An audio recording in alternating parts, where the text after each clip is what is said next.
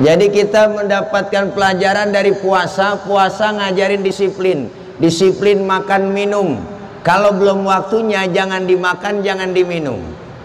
Tempe di siang hari jadi haram. Kenapa? Karena belum waktunya. Kapan itu halalnya tempe? Habis maghrib. Ya bu? Ya bu? Apaan? Iya.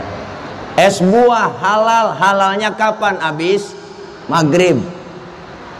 Kolak halal habis maghrib, termasuk suami sendiri halal habis traweh. Habis maghrib nafsu amat bu. Habis maghrib mencelam-celam doang romannya. Habis traweh lamaan. Kenapa? Ini membentuk karakter disiplin. Sebagai guru, sebagai manusia, kita telah diajarkan bahwa disiplin kita nih sekarang Masya Allah bang, jujur disiplin kita masih ditongkrongin. Pejabat bukan takut sama Tuhan, takutnya sama atasan. Bener bu? Percis anak muda tengah malam naik motor bang, lampu merah nyodok terus, di depan dicegat sama polisi. Prit, berhenti. Siapa? SNK?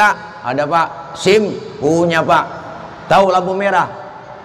Tahu pak. Kenapa jalan terus? Saya kagak tahu ada bapak. Enteng nyautnya, saya nggak tahu ada bapak. Disiplin masih ditongkrongin. Maka Ramadan selesai, 11 bulan kita menghadapi ke depannya. Pertama, kita terapkan nilai-nilai kedisiplinan dalam hidup. Hidup bermasyarakat dalam segi apapun, disiplin ini penting. Yang pertama. Yang kedua, pelajaran yang kita dapat dari puasa adalah pelajaran jujur. Ya Allah, baru sehari rasanya kita melaksanakan puasa. Lagi puasa tengah hari mau sholat zuhur, lagi sholat kita wudhu dulu, lagi wudhu kita ke kumur. Andaikan saja itu kita telan dikit aja air kita colong, jangankan KPK, jangankan polisi, teman di samping lagi wudhu nggak tahu kalau kita nyolong air. Bener bu? Kenapa itu kita nggak lakuin? Karena merasa adanya Allah. Nggak ada orang, Allah pasti melihat. Menghadirkan Allah dalam hidup. Jujur. Kalau saya sendiri, yang kedua Allah. Kalau saya berdua, yang ketiga Allah. Puasa mengajarkan kita jujur. Ini yang dapat kita ambil pelajaran dari Ramadan. Yang ketiga, puasa membentuk karakter kita agar peka.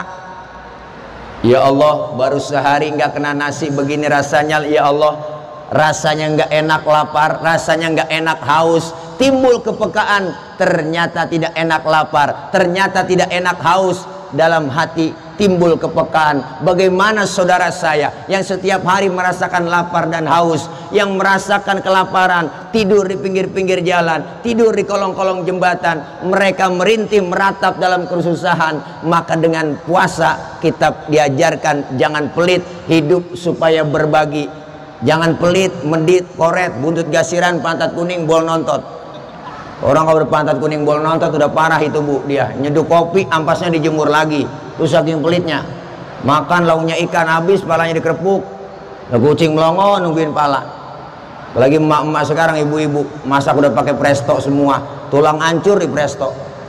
Kucing pada kurus nggak bisa tulang, pelit.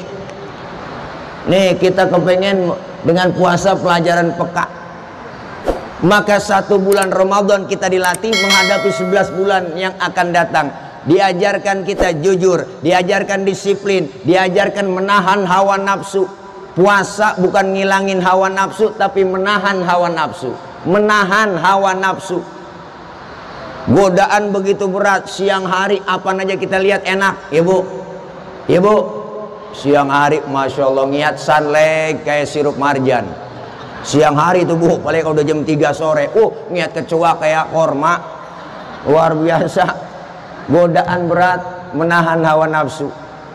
Selesai kita Ramadan digojlok, hubungan vertikal kita kepada Allah, kita lebur dosa kesalahan kita. Ada dosa sesama kita, yaitu dosa sesama manusia. Maka kelar Ramadan, datang hari raya Idul Fitri, yang kita lakukan tidak lain mempererat kembali silaturahim, hubungan kita sesama kita.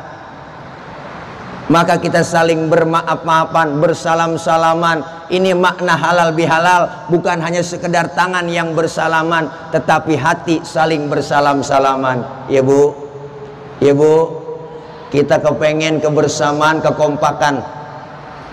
Hidup enak tuh kayak 5 jari. Ini 5 jari, 5-5-nya kompak semua bang, bisa mukul, bisa nampar. Kita kepengen begitu, kebersamaan, kekompakan kita tunjukkan. Kita sering ngomong kerjasama, tapi jarang kita mempraktekkan sama-sama kerja. Kita kepengen sama-sama kerja. Budayakan silaturahim, kebersamaan. Kenapa? Dulu Panglima Jenderal Sudirman pernah bilang, apa kata beliau? Tidak akan ada kemenangan tanpa ada kekuatan.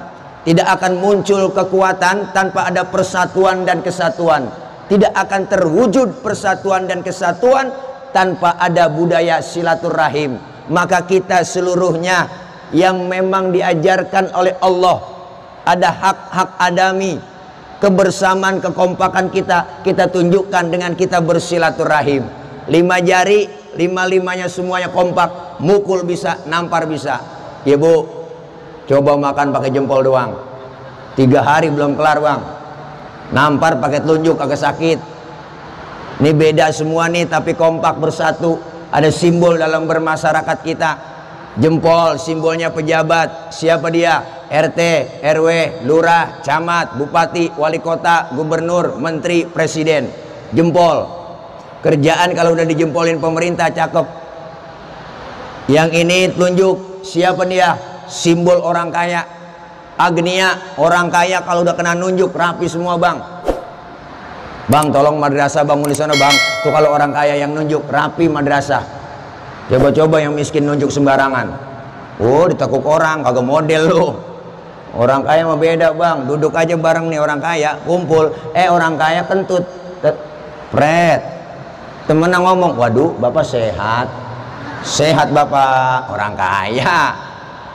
Coba yang miskin kentut sembarangan, habis kita dikatain setan lu. Bu bangke lu gak punya adab, bener lu kentut sembarangan lah, dibully abis. Maka orang kaya simbolnya telunjuk, manjur. Yang ini jari tengah nih, siapa dia? Simbol guru, TNI, Polri adanya di tengah. Polisi, ABRI, guru di tengah adanya. Netral di tengah nih, kesono enggak, kemari enggak. Yang ini jari manis, siapa dia? Simbol anak muda. Masa muda, masa yang paling manis, maka simbolnya jari manis. Biar buntung, tetap namanya jari manis. Ya Bu. Yang ini kelingking, siapa dia? Simbol kaum perempuan. Dharma wanita. Nih, the power of emak-emak di sini. Kelingking nih bang, kecil tapi antem. Yang macam-macam sama kelingking. Ini fleksibel nih, kemana aja masuk. Bener bang, ke hidung masuk, ke kuping masuk. Di kampung saya ngecek ayam nelor apa kagak, sodoknya pakai kelingking. Nggak mungkin pakai jempol, boros, sian bola ayam ledes. Nih 5-5-nya beda profesi, tapi kompak bersatu. Kita semua pengen kebersamaan, kekompakan. Makanya profesinya masing-masing sesuai kemampuan. Semua kita berjuang. Kalau kita kambing, ayo kita ngembek. Kalau jadi ayam, ayo kukuruyuk. Semuanya kita berjuang. Man a'ana mujahidan faqad jahada. Siapa orang yang membantu orang yang berjuang, hakikatnya dia berjuang juga. Cuma 5 jari, hati-hati Bu, ada kelemahannya. Ada. Mana? Kelingking sweet ketemu jempol, di mana-mana yang kalah jempol pejabat, kelingking perempuan. Jabatan kadang sering tunduk gara-gara perempuan. Kekuasaan sering jatuh gara-gara perempuan. Siapa yang dorong-dorong Nabi Adam makan buah khuldi? Ibu Hawa yang rayu-rayu. Ayo dong ayang beb, mam dong tayang buah khuldinya tayang, mam tuapin ya tayang tuapin. Akhirnya Nabi Adam kegoda kerayu. Laki biar kata kumisnya kayak pagar kecamatan bang. Kalau udah kena godaan perempuan teklok, apalagi perempuan sekarang, kagak ngelihat siapa yang penting dia godain. Saya pulang ceramah sering tuh bawa mobil sendiri nyetir, berhentiin tengah malam, mampir mas, mampir. Saya buka kaca, ada apa mbak? Ya biasalah mas, jualan. Lah jual apa malam-malam mbak? Ya jual rempah-rempah. Saya bingung rempah-rempah apaan mbak? Ya kalau merem dikasih upah, begitu. Kagak taunya jablay bang. Langsung aja peci haji saya pakai bu. Wah kaget dia bang. Waduh pak haji ya. Kalau pak haji gratis lah. Apa-apa saya nyari berkahnya sama pak haji. Suek bener. Kelingking bisa ngalahin jempol. Kelingking bisa ngalahin jempol. Nabi Adam aja kegoda. Makan buah khuldi dimakan sama Nabi Adam karena dirayu-rayu. Nyangkutlah di tenggorokan itu buah khuldi. Maka laki-laki bu ada jendolannya di leher. Ibu kalau nggak percaya ntar pulang pegang leher suami kita, tanya pelan-pelan bisikin, bang ini buah khuldi ya. Tapi ibu Hawa makan buah khuldi nggak nyangkut di leher dia, karena leher perempuan licin, sering ngomongin lakinya sama orang lain. Nyampe di dada terbelah dua buah khuldinya. Alhamdulillah nyangkut di dada. Bersyukur kaum perempuan nyangkut di dada. Coba bu pikir aja kalau nyangkut di dengkul. Wah ribet lah. Anak minta netain, anak minta yang mimi, ribet ngangkat dengkul dulu. Alhamdulillah bersyukur nyangkut di dada. Terbelah dua. Kalau satu doang di dada lah kayak tumor. Tuh makanya hati-hati sama kelingking. Jempol bisa kalah. Cuma kelingking kalau sweet ketemu telunjuk baru dia kalah nih, karena telunjuk orang kaya. Makanya perempuan asal niat duit biasanya udah teklok aja bang. Biasanya begitu. Bukannya matre bu, enggak, ibu mah enggak matre. Emang udah bawaan lahir. Kodrat perempuan lahir ke dunia bawaannya 3. Cemburuan, emosian, mata duitan. Tuh, cemburunya bisa hilang, ada ustazah yang ngajarin. Emosinya bisa hilang, gurunya yang ngajarin di pengajian. Yang kagak bakal hilang mata duitan. Maka saya instruksikan kepada seluruh bapak-bapak kaum laki-laki, nyari istri yang bisa nyari duit. Duit udah kita umpetin di mana aja, ketemu dia cari. Itulah istri yang bisa nyari duit. Duit apa nih bang? Diselipin, duit sial. Gue udah umpetin masih ketahuan sama lu. Nih pengen kita kebersamaan pak. Nih makna halal bihalal, beda tapi satu tujuan. Kita semuanya bineka tapi kita pengen tunggal ika. Sebagai bangsa Indonesia diikat dengan tali persaudaraan, diikat dengan NKRI, diikat dengan Pancasila. Kita kepengen satu nusa, satu bangsa, satu bahasa Indonesia.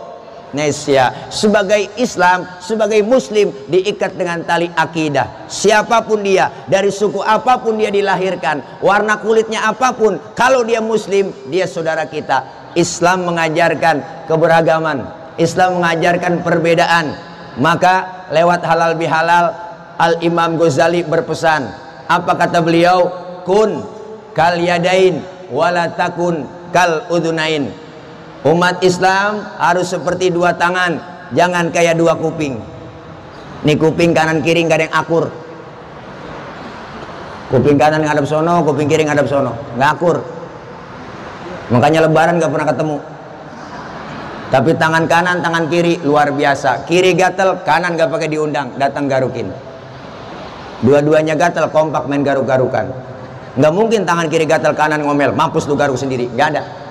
Kerjasamanya kanan kiri kompak.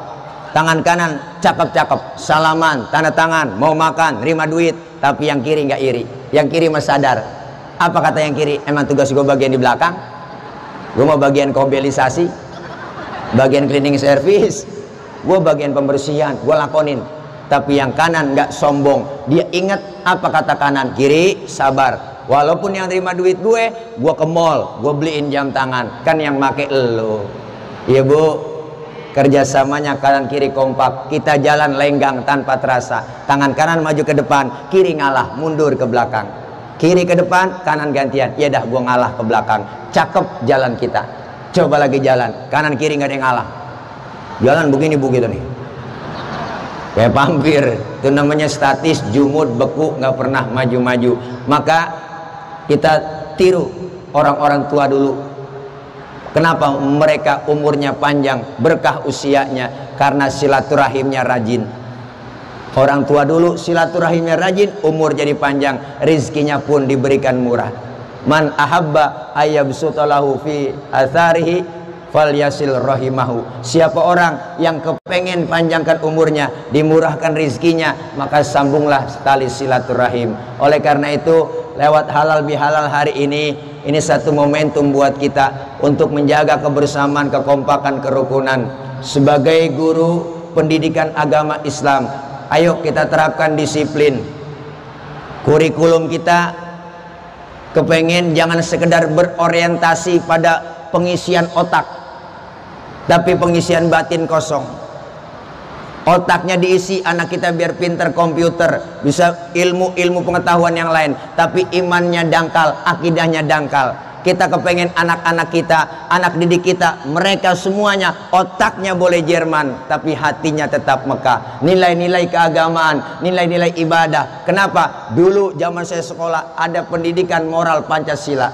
Pancasila aja ada pendidikan moralnya, apalagi agama. Insya Allah dengan kita menjadi guru, sebagai suri tauladan buat anak-anak mereka, tanamkan agama sejak dini buat anak-anak kita. Zaman semakin maju, perubahan semakin dahsyat, tantangan anak-anak kita, dunia pendidikan semakin berat tantangannya.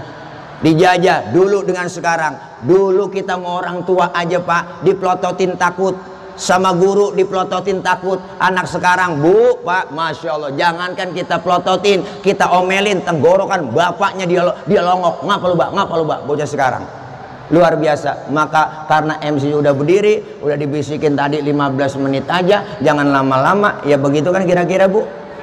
Ya, saya udah paham dari tadi, udah kasih kode. Karena waktu keterbatasan ya, insya Allah kapan-kapan kita ketemu lagi ya Bu. Ini setengah 12 katanya Bu. Bagaimana? Ini konfirmasi dulu. Yang ini suruh terus, yang ini suruh udah. Bagaimana ini? Yang ceramah begini bagaimana nih Bu? 5 menit lagi katanya. Tuh jangan loh, kan udah dikasih lagi. Ya Bu, bagaimana kek? Terus. Nah, ini Bapak bagaimana Pak? Lanjut.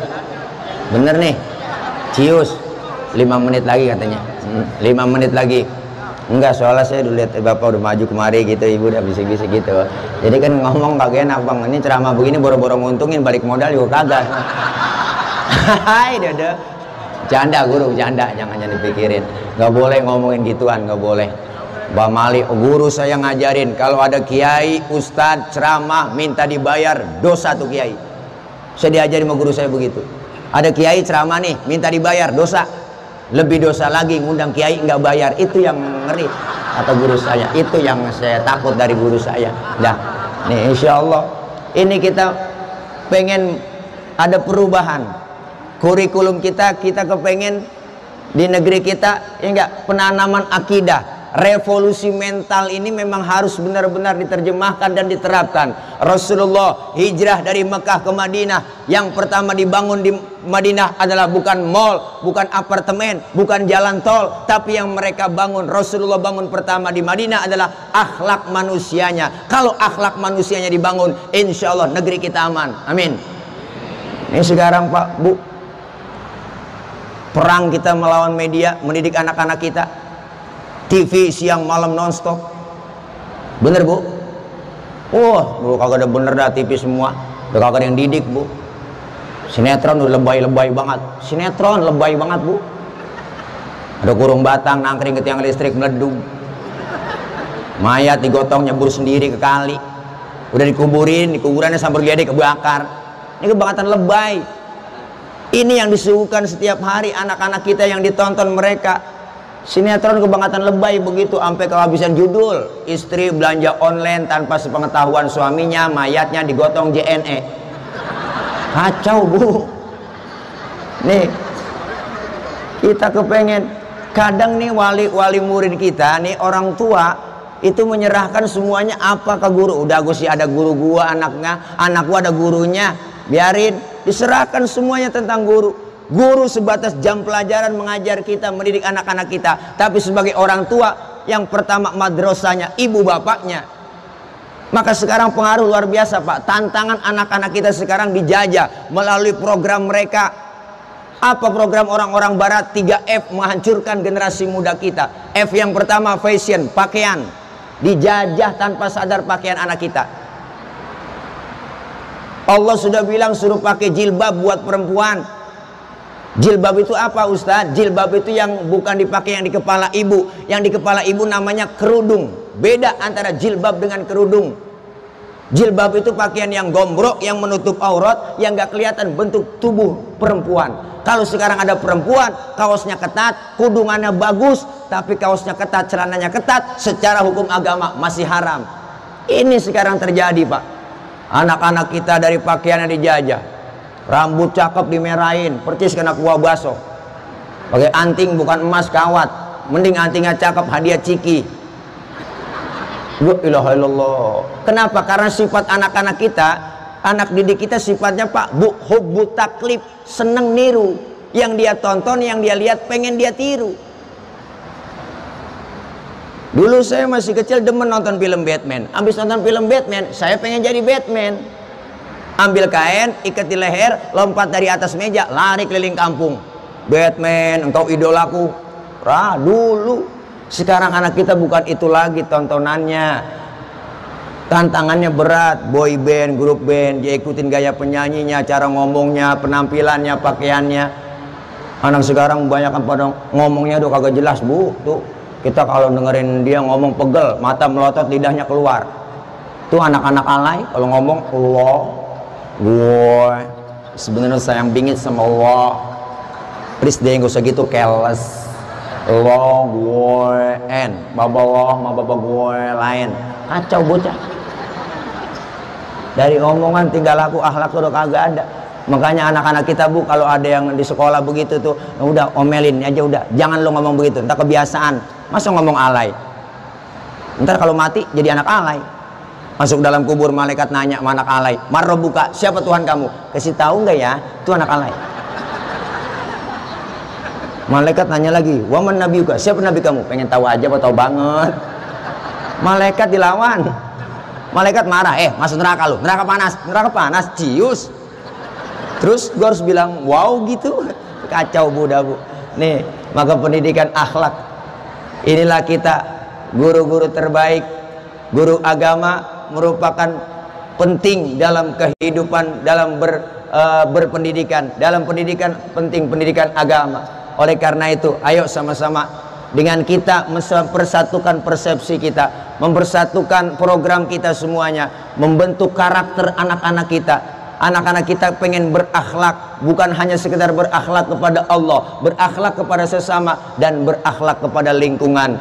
Itu semua dasarnya nilai agama. Islam agama universal, mengatur dalam segi kehidupan apapun, hidup berumah tangga, bermasyarakat, bernegara, berbangsa, pun dalam kita bermasyarakat, bersosialisasi, bahkan kita mendidik anak kita, diajarkan semua dalam Islam. Jangankan hal yang besar, yang kecil dalam Islam diajarkan. Mana buktinya? Datang ke rumah, Bu, tengok, masuk kamar mandi, keluar kamar mandi, Islam ngajarin doanya ada, bener kan?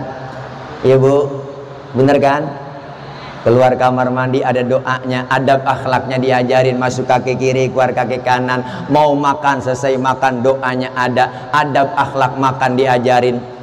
Kalau makan satu nampan bertiga sama teman, adab pakai apa adabnya, Ustadz? Pertama, suapan kecilin, jangan gede-gede, itu adab. Yang kedua, lagi makan bareng begitu, jangan ngeliatin muka teman kita lagi makan. Ini lagi makan teman kita liatin mukanya begini, orang kesinggung. Yang ketiga, emang jatah kita bagian di situ, rawatin aja, maju mundur situ aja udah. Jangan punya teman sebelah, jatahnya kita korek-korek, longsor. Ada adabnya semua. Mau tidur, bangun tidur, doanya ada. Tidur sama suami, tidur sama istri, ada doanya. Cuman jarang keburu kebaca, ada sebenarnya doanya. Lagi kumpul bareng sama temen ngeriung, ngobrol rame-rame, lagi rapat musyawarah, lagi kumpul bareng dengar suara kentut. Islam ngajarin yang dengar kentut disuruh pura-pura kagak denger. Sampai ke situ Islam ngajarin. Maka kalau lagi kumpul bareng sama temen kita ngobrol ngeriung, dengar suara kentut, udah diem aja, jangan pakai ribut, silent aja, ya rasain aja. Nah, kita kan ribut, sama nih kentut lu ya enak aja, lu kali rame jadinya. Sampai kentut dibahas semua dalam Islam. 4 jenis kentut dalam ilmu fikih. Kentut pertama jenisnya suaranya gede tapi baunya kurang begitu bau, menang suara doang. Yang kedua jenis kentut suaranya nggak ada, baunya luar biasa, tahu-tahu udah meledak aja bau. Dan yang ketiga jenis kentut yang keluarnya terpaksa, udah kita tahan keluar juga bu, tiut. Nah sering terjadi. Yang keempat kentut ekstrim, suaranya gede, baunya luar biasa. Kok bisa bau Pak Ustadz? Iya dong, karena abis kentut ada yang nyusul. Yang nyusulnya itu yang bikin bau. Maka dalam bahasa Mandarin disebut cepirit. Itulah. Maka kita kepengen semuanya dalam mendidik agama, mendidik anak-anak kita, semuanya kembali kepada agama, semuanya kepada agama. Artinya apa? Sekarang terjadi pendidikan tanpa agama, pergaulan tanpa agama, rumah tangga tanpa agama. Kita kepengen seperti apa yang diajarkan Rasulullah Shallallahu Alaihi Wasallam. Bada'a hadzal dinu ghariba. Pertama datang agama itu terasa asing. Wa sayaudu ghariba, dan akan dianggap asing lagi. Mudah-mudahan dengan kita sebagai para guru, sebagai tenaga pengajar, ayo Pak Bu, usaha kita maksimal untuk menjadikan anak-anak kita cerdas otaknya, imannya kuat, akidahnya kuat, kelak menjadi anak-anak khairun nas anfa'uhum linnas. Inilah jumpa kita barangkali karena ada tambahan ya Pak Guru, Pak Ustadz udah katanya udah kelamaan, jadi ya gitu aja dah. Karena mohon maaf datang telat karena saya tadi subuh baru balik, baru tiba. Karena kemarin saya subuh tadi baru di Bandara Soekarno-Hatta. Saya balik dulu sebentar karena acara malam di Malaysia. Saya habis dari Malaysia, acara walimatul khitan, nyunatin Upin Ipin. Dah itu aja barangkali. Serius amat Bu. Yuk kita baca Fatihah. Mudah-mudahan kita semua yang hadir selalu diberikan sehat walafiat. Allah berikan kekuatan, kesabaran dalam membimbing putra-putri kita, dalam membimbing murid-murid kita, santri kita, dan insya Allah santri-santri yang kita didik, murid-murid yang kita didik, Allah senantiasa berikan, karuniakan kepahaman dalam agama, kepahaman dalam belajarnya, serta Allah jadikan anak-anak yang solihin dan solihat. Kita kumpul hari ini berharap agar dosa kesalahan kita dihapus oleh Allah Subhanahu wa Ta'ala, dan kita semua kembali kepada kesucian. Datang hari raya Idul Fitri kayauma waladatu ummuhu, seperti bayi yang baru dilahirkan sang ibunya, suci, bersih, tanpa dosa dan noda. Kita kepengen semuanya suci lahir dan batin, bukan hanya sekedar dapat lebaran, tapi kita mendapatkan Idul Fitri. Insya Allah kita bisa menjalankan pelajaran-pelajaran pendidikan kurikulum yang ada di Ramadan untuk kita terapkan 11 bulan yang akan kita jalani. Insya Allah dari saya banyak kurang banyak kesalahan. Kita baca suratul Fatihah, mudah-mudahan semua kita niat dan hajat kita diijabah, dikabul oleh Allah Subhanahu wa Ta'ala. Al-Fatihah biniyatil qabul wal wusul wa ila hadratir rasul biniyatil madhkur. Al-Fatihah. A'udzu billahi minasyaitonir rajim. Bismillahirrahmanirrahim. Alhamdulillahi rabbil alamin. Arrahmanir rahim. Maliki yaumiddin. Iyyaka na'budu wa iyyaka nasta'in. Ihdinas siratal mustaqim.